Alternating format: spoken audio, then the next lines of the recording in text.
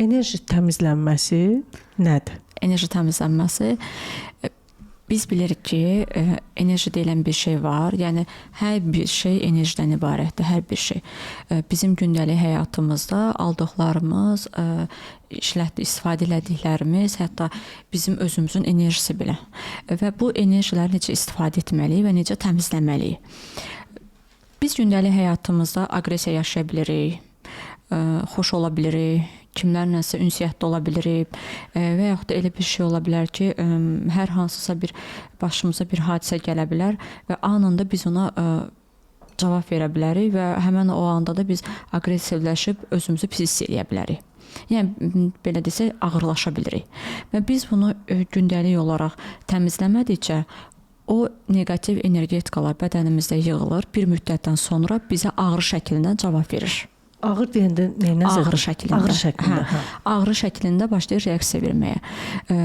Məsələn, bu enerji təmizliyi də elə bir şeydir ki, siz öz enerjinizi təmizləməyi necə bacarmalısınız?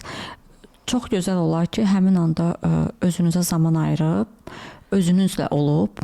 Yəni indi siz deyirsiniz ki, misal biz indi hər hansısa bir vəziyyətdəyik və hiss edirik ki, bizim artıq halımız o hal deyil, enerjimiz gedir. Siz indi izah edirsiniz ki, biz evdə özümüz bunu necə bərpa edə bilərik?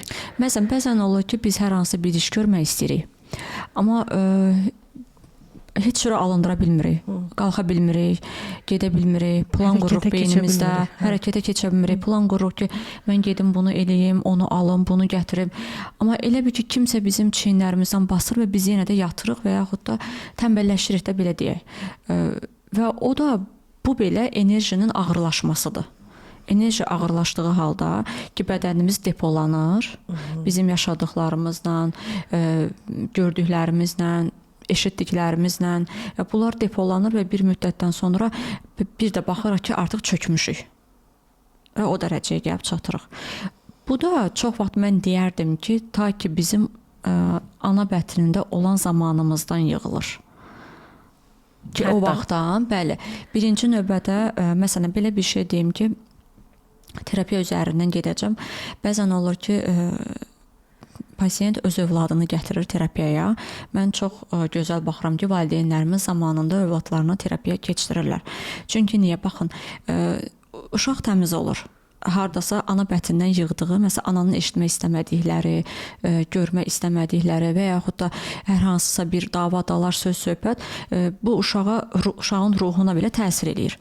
Və uşaq anadan olur, başlayır onda bəzi problemlər, bəzi xəstəliklər yaranmağa. Yəni heç bir xəstəlik elə belə deyil, bədən sistemli şəkildə işləyir. Və uşaq o xəstəliklərlə dünyaya gələndə başlayır nə olur? Həkimlər, misal üçün onlara həkimə gedirlər, gəlirlər, uşaq istər-istəməz insanların içinə girir, biraz böyüyür bağça, biraz böyüyür məktəb, məktəbdə onun üstünə gedirlər, söz deyirlər, incidirlər, deyək ki, müəllimələrlə problem yaşayır, valideynlərlə problem yaşayır və beləliklə üst-üstə yığılır.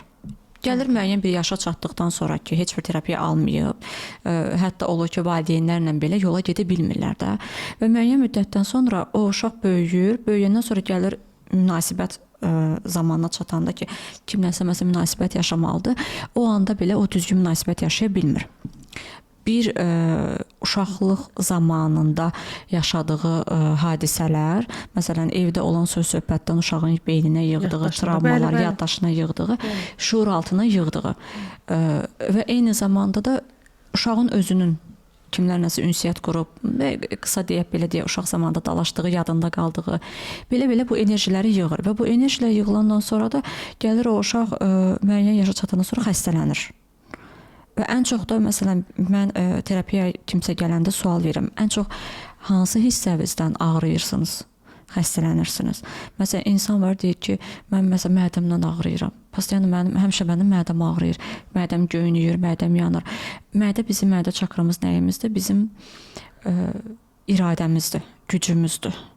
Biz özümüzü iradəsiz hiss etdiyimizdə, belə deyək də, biz çox şey bacarırıq, amma onu çıxarda bilmirik üzə. Bir görünməməzliyimiz var ki, o üçüncü çakramızdır, o üçüncü göz çakramız.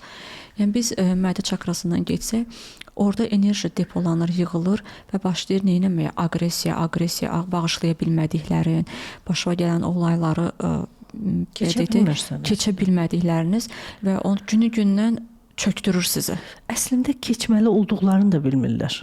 Yox. Çünki bədəni dinləmirlər axı.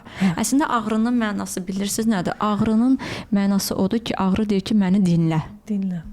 Doğru. Mənə qulaq as. Doğru. Bax, hansı hissən ağrıyır və sənə necə cavab verir, hansı formada cavab verir. Artıq o vəziyyətə çatdırıq ki, əməliyyata gedirik. Orada orqanı sıradan çıxardırıq. Biz az öncə dedik ki, bədən sistemli formada işləyir.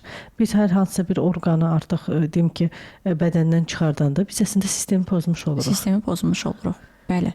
Və mən deyərdim ki, bu çox olubdu ki, məsələn insan olubdu ki, gedib müalicə alıb, amma o müalicə ona heç bir formada təsir eləməyibdi.